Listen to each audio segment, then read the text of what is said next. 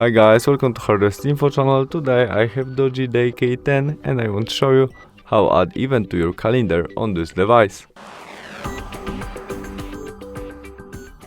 To do it, open calendar application. In it we can change view to month to be easily to add, and now we tap on the day when we want to add our event, maybe 24th of May. There, this plus icon and event. First step, we can add title of our event what you need. There we can set add this event to our group on Gmail, our family group or something like that. We can set when event starts and finish, or we can choose it will be all day by switch on.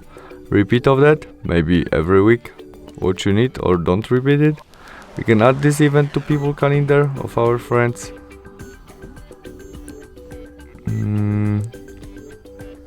We can also make video conference when event starts. We can add location of that, notification, maybe custom, maybe 2 days before at 9, and we can add more than one notification.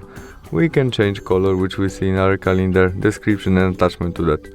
After you add all you need, you mustn't add all of these things. We can add only something you need. We press save and we have it in our calendar right now. Thanks for watching, see you soon, bye.